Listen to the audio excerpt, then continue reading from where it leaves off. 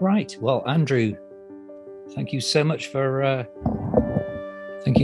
being chatted to. Thank you so much for asking me. chatted with, I should say. Chatted with. Yes. With, yes. Absolutely. Yes. And congratulations on your book. Thank you. It's been a lovely experience that you never quite know when you put a book out there. You never quite know whether everyone's going to hate it. But thankfully this one people seem to like, so it's been a very nice experience, which has been great. You've had some lovely reviews on Amazon, haven't you? Yeah. There are some negative ones out there because, of course, I go looking for them and I find them. So somebody described it as silly, but a lot of people seem to like it, and I will go with that, and I will take the general positive wave towards it. Because it is, I kind of understand it probably wouldn't be everyone's cup of tea, but for people who like this sort of stuff, they seem to like what I've done. So that's the important bit, I think. They absolutely do. It's been rave reviewed on Amazon, as far as I can see. And what for average of 5 stars, is it? It's something like 4.9 out of 5, which is Round really good. Yeah, yeah, absolutely. It's 5 stars. Yes. But yeah, it's getting more positive reviews than the first book, which I am genuinely surprised about, because I thought the first book was more kind of mainstream and kind of a bit safe, because that was very much in my kind of comfort zone. This one was very much out of my comfort zone, and was as the book says, it was a journey. So it was something I was kind of discovering as I went along, rather than something that I knew absolutely what I was doing. So the fact that this one's got a better reviews than the first book is nice, because it means that risk was worthwhile. That's very interesting. I mean, the whole thing's interesting, but yes. Now, I confess I haven't read the first book, but I jolly well will after now that I've read this one. They're very different things. They're totally different things. The first one is a book about, well, it's called The Ritual of Writing as a Spiritual Practice, because I used to be a creative writing teacher. So it's how to use stories and writing, specifically kind of in a pagan druidy context, to help understand the seasons and the wheel of the year and these kind of pagan festivals that we have. So it came from a place where I realized how important storytelling was to me in my spirituality anyway.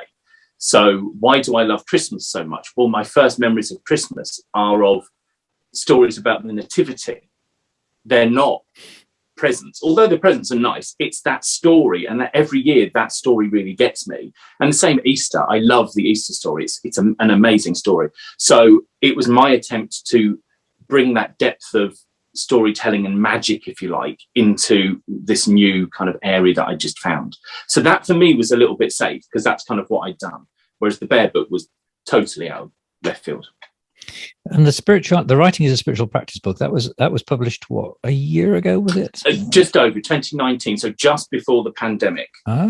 So they kind of just as I launched the first one, then I started writing the second one. So my publisher takes about once you submit your manuscripts, it takes about 12 months to come through, because they do a lot of promotion behind the scenes for you. So the first one came out in 2019, and this one, the Bear book, came out this year, 2021. It's very interesting, the whole, perhaps we'll come back to the whole, the kind of gestation of a book notion, which is jolly interesting. And your concept. I mean, one of the reasons I will purchase and read the first book is because this one is so well written. If I may say, that's going to sound very patronizing, but as a reader, I genuinely found that. And it did make me think, crikey, this the depth of thought that this requires to write has intrigued me about the notion of it being a spiritual practice. I was reading the other day, yesterday actually, funny enough, somebody writing about journaling, and about how that is, so many of us are do that. But perhaps we'll do another podcast about that book. I'm straying away from where I wanted to go today, which is to celebrate this book. And what I thought I'd do, Andrew, if that's okay, is to because now, although I haven't bought the first one, I've made up for that, I hope, in some small way, because I've bought 2 copies of the Bear book. Wonderful. Kindle. Thank you. Kindle and the actual book, Yeah. It is a very, very exciting thing. And I thought, if you don't mind, I mean, I could have highlighted the whole darn thing, really, because every single page I turned, I thought, oh yes, that was one reaction I had, and the other reaction was, oh my goodness, is that so? Oh my! So it's this. You give me, who I suspect is the average reader. I'm not as versed as your previous conversationalist on the Druid podcast, but it really opened my eyes. Fantastic. So let's jump to a few places where that was the case. Okay. It's just maybe go, yeah. It's very interesting when you talk about it from the introduction, really, about archaeology, and it struck me that kind of what you're doing is a bit kind of archaeology through text and through idea. Is that right? Yeah, but I mean, spot on. I mean, I frame it as a journey, but it is kind of digging back through layers to get to, with Artio. Artio is a bear goddess, a Celtic bear goddess that is noted in 5 inscriptions, only 5 inscriptions and 1 statue. So we have her name on these 5 walls and on a statue. And then Artauis, who is the male, but we think he was a male bear god because there is literally only 1 inscription for him. So in a way, I'm kind of doing reverse archaeology. What I'm doing is I'm building up. So I'm saying, literally, we have these very few fragments of information about these deities, these bear deities. And so what I look at is how we can build up that understanding of what they were by looking at associations that they have, by looking at similar deities that were in the Celtic world, as well as kind of more broadly, kind of in different cultures around the world. So it's, and also from fragments that have survived into kind of modern day. So with modern presentations of bears in the media, and how those give us a hint as to quite who Artio and Artois may have been. So it is archaeological, but it's kind of reverse. I've got to try to build them up rather than digging down into them. But exactly as you say, I'm jumping ahead a bit, but that's so true that it's like one of these things where people say, try not to think of a pink elephant. That's all you can think of. And when you, ever since when I was kind of halfway through, I was thinking, oh yeah, and looking around my room and thinking, yeah, well, Kira's got a bed full of teddy bears. And yes, there is the Warwickshire bear and there's the bear pit, and it's everywhere you flipping look once you... It is. As you say. It's all hidden in plain sight. It's there and it's around us. And I never questioned why Warwickshire has a bear as its kind of sigil until I started doing this book. And for a while I tried to chase down why the local theatre was called the Bear Pit. I was wondering if there was a connection there, which there doesn't seem to be, but unless it's just through the Warwickshire bear. But it was like we are surrounded by all these bears, and it was just a case of, right, well, let's look at them and let's see what they're telling us, really. Absolutely. And incidentally, just to name check one of our mutual friends, I think, I gather it was John Connard who came up with the idea for the bear pit was it? A hostelry with Pam Hickson and David and 1 or 2 others. They were thinking, what should we call it? But there it is. It's a great name. It is a great name because there is something, the more you think about it, and your book tempts us to think deeply about these things, the more there is this resonance. And then I'm doing a kind of overview, I think, really, before I go into it. But then, and you talk about, then you write so helpfully about all the different fictions and sayings and films that and music that this beautiful animal appears in. Oh yes. Because to take another example that you open my eyes to, the hidden in plain sight thing is fantastic way of putting it. But Northern Lights, that was one of the most that was one of the most important books of, well, is one of the most important series of books in my life. And the bear in that book is absolutely critical, isn't it? He is. He is. And he's, in a way, he's the one that everybody although we all love Lyra, obviously, and Pan, he's the one that you come away going, I want more from Yorick Bernison. He's the one that you desperately want to kind of reappear again. So when he does appear in the later books, you're like, brilliant. Yes, you do. And you beautifully contrast that in the chapter that appears in, I think, with Paddington Bear. Yeah. And I'm laughing, but that's all part of it, is it? Do you think? Is that? Yeah, I think so. And you were saying about teddy bears. Yes. We have a lot of our children's characters are, they're teddy bears like Paddington, like Rupert, like Winnie the Pooh. Yes. I bring in Mary Plain in this book as well. I talk about her. She's kind of disappeared a bit now, but, why is that? Well, like you say, there is this synergy between us. We kind of see ourselves in them somehow. And as you'll know from the book, that goes back millennia. That's something that people have been drawing attention to for centuries. That there is this connection between us and them, and there is a similarity. And we have bears as our friends, and that they're kind of nice things. Yeah. Yes, in the way that we don't other animals, or not. Yeah. Other animals, like dogs and cats, come into it, but in terms of familiarity, actually, the word familiar is an interesting one, isn't it? Too, because that's got interesting origins, hasn't it? Yes, I obviously I'm kind of pagany, and I have a lot of people talk about things like power animals and spirit animals. I kind of find that a little bit strange because that's drawing from a completely different culture. I actually like to use the word familiar that you just used because it is more of a British Isles based word for that relationship with that animal. That's what we called them. They were our familiars, and I think that is a really interesting word. Interesting. How interesting. Well, I'm a fairly predictable sort of chap. So let's take it a bit further forward in the book there, where I'm going to miss. Obviously, I'm not going to do it justice. I do apologize, Andrew, because that's right. As I said to you, or may have said just now, every single page I turned, I thought, oh my goodness, there's gold here. It is like Time Team, which I'm a big fan of. And you find, and every page, it's you. I don't know who you would equate to in Time Team. You're not Phil. I think that's clear. But nevertheless, you dig up these jewels and you think, oh, crikey, yes. In terms of historical record, you write, surprisingly little evidence exists for a Celtic goddess named Artio. And I'm so glad you said it because I wasn't sure how to pronounce it. And that which does can be confusing to follow. It feels at time like, and you have this beautiful, this is part of your beautiful style, if I may say, it feels at times like tracking paw prints through a forest. And in this case, however, the paw prints are scarce. Yes. Or sparse, you say, yes.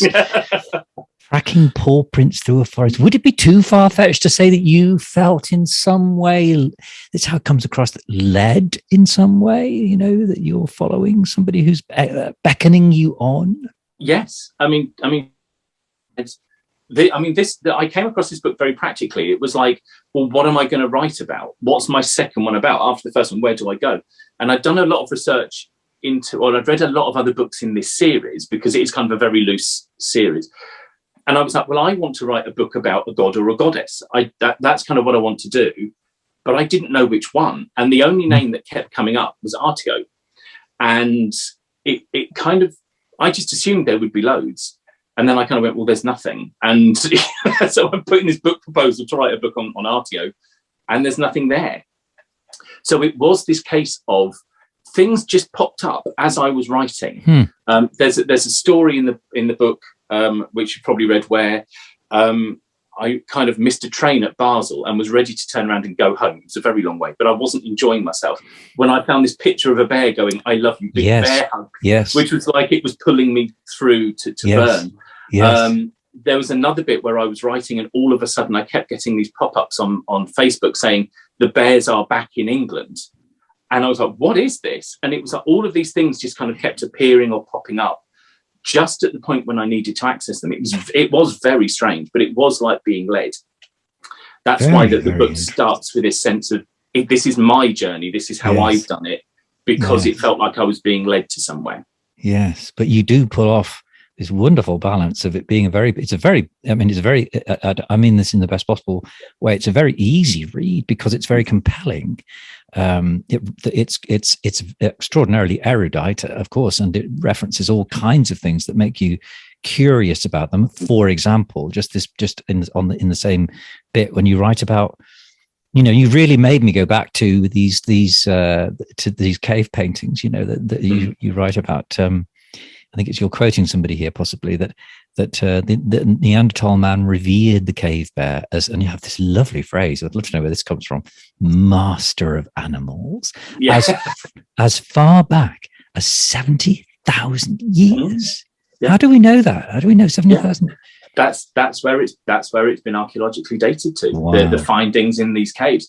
And the interesting thing, which again you'll know, is that those caves are very close to where, obviously several thousand years later, very close to where the statue of Artio was found, and several thousand years after that, where the city of Bern, which is named after a bear, settled. So you have all of this bear stuff kind of bubbling up in the same area over centuries.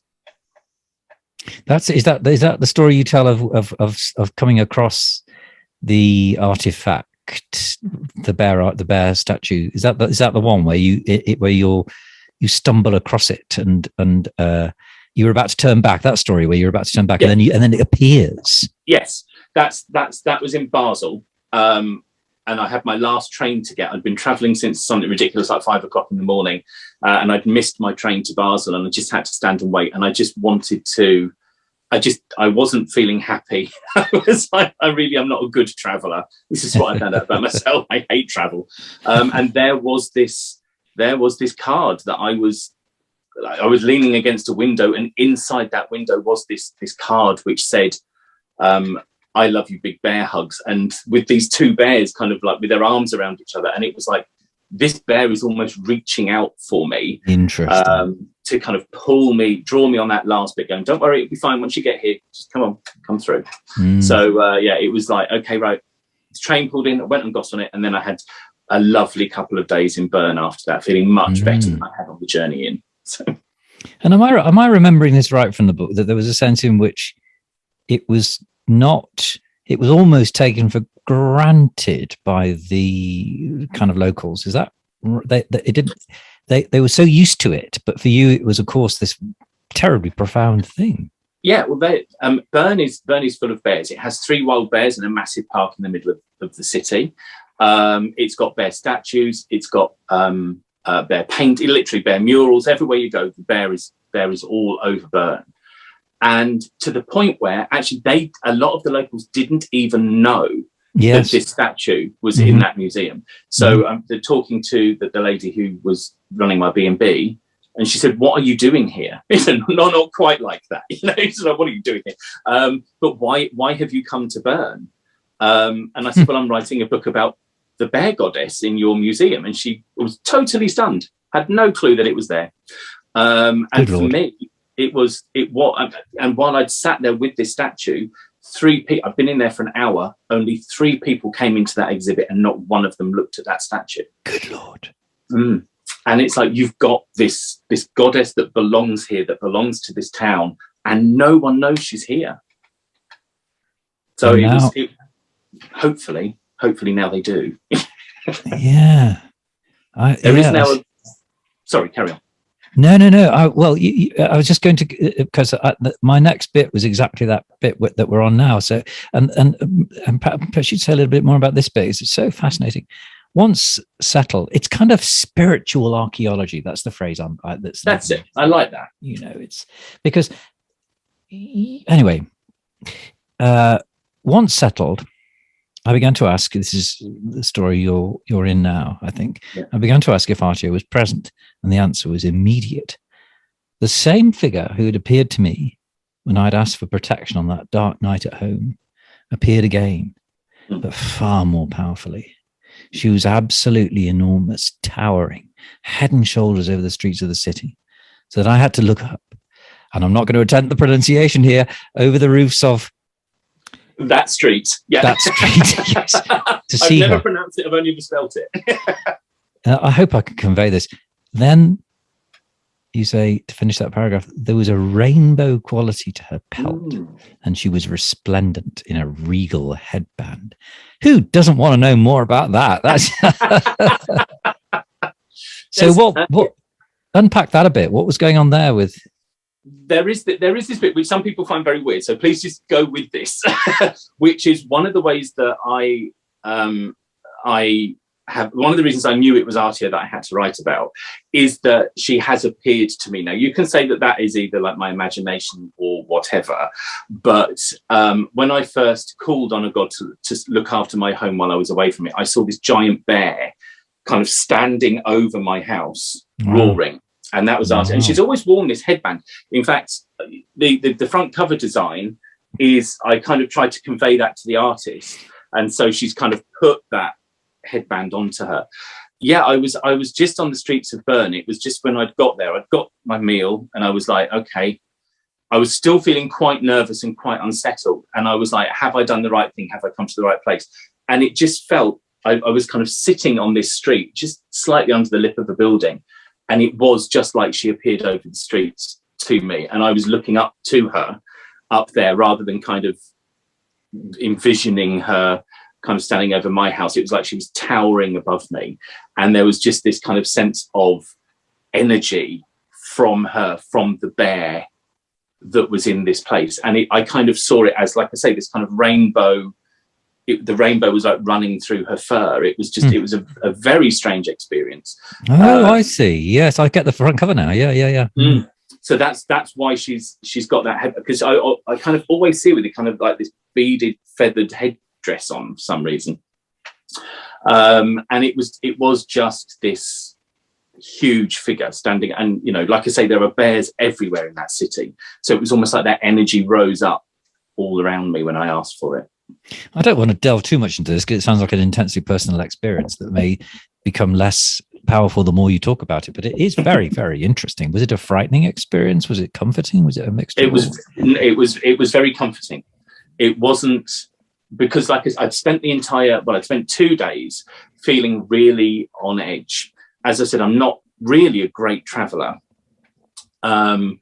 I don't really like leaving my home very much, and that was even before lockdown. But you know, it's like when I go away, I've got these cats, and you know, I just want to make sure everyone's safe.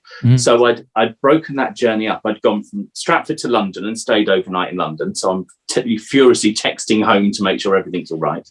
And then the following day, I went from London to Bern. So I'd spent 2 days being away from home and just panicking, really, about the fact that I wasn't there to look after everything, and was everything going to be all right? And I'm a very long way away now, and all of that sort of thing. So to go from this difficult journey to actually sitting there in a place with street names that I can't pronounce, and you know, I'd learned German. I'd learned very broad German, but I'd done it through Duolingo, so all I really could say was, "Are the strawberries fresh?" Which didn't really come in useful. And so I'm just sitting on this street going, "Oh, have I done the right thing? Have I done the right thing?" So I asked, "Yeah, you know, are you there? Have I come to the right place?" And so it was a really lovely, welcoming experience. Wow. There is always a sense of terror with bears because they're big things, but it was a lovely experience. It was very reassuring. You don't want life to be predictable or kind of two-dimensional, do you? I mean, the bear is this, you know, the bear, particularly when obviously standing on two legs, it has a very human frame, as I suppose anything I would say. Or I suppose I'd be more elegant in terms of what your book's teaching me, just put it the other way around. We resemble the bear, perhaps, in inadequate ways. Because they're like us. I mean, this is why they make such good gods, I think, because they're like us. Like they stand up. They're the only animal that really stand on their back legs like us. So they have but they are enormous, and they're clearly much more powerful than us. So in terms of, if you think of Celtic society in this area and in Central Europe, they are the top predator and everything is below them. So this is why they are the master of animals, and they're kind of the master of us in some ways, because unless we go at them in any great number, then that bear is going to win that battle pretty much. But also, unless we treat them, I mean, this is it's a beautiful segue into the next thing that jumped at me. So let's go to here. This is a bit where you write about the Celtic experience. Well, you write a lot about it, but and very beautifully as well. Having only one inscription to how do I say it? Artowis. Artowis. Having only one inscription to Artowis should not necessarily come as a surprise. And this did come as a surprise. Do not forget, there are over 300 Celtic gods who only appear once in the historical record. Wow. Yep. Wow. What teach me, and therefore both my listeners, because as you know, sometimes this show hits single figures. It's remarkable. And the other person who listens to it is me, downloading it through another platform. 300 Celtic. Let's get into the meat of this Celtic gods experience. How is God the right word? Is God's a word they used? I suppose it's impossible to define it easily, but to a thicko like me, how would it be best to understand? I think because we come from a Christian background, and before that Roman, we've got all the Greek influence as well. We tend to think of gods in pantheons. So there are like gods that were worshipped everywhere. Like when we talk about Greece, there's Zeus and Hera and Apollo, and they were all kind of everyone kind of knew them. With the Celts, it's a lot more local. So that's why there's 300. So Artowis is basically the only evidence we've got of him is in a place in southern France, which is called Beaucroissant, which sounds like the most beautiful place. Beautiful croissant. There we go. But that's it. That's where his influence extends to. Artio is really Bern and up into Germany, and it kind of goes in a straight line over towards Luxembourg. So it's not like Artio was worshipped everywhere. There were other bear gods, we think, in England, in Britain. So they were much more local than they were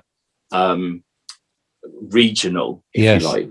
And so they could appear as animals, they could appear as streams, they could appear as woods. They're connected to all sorts of different elements as well.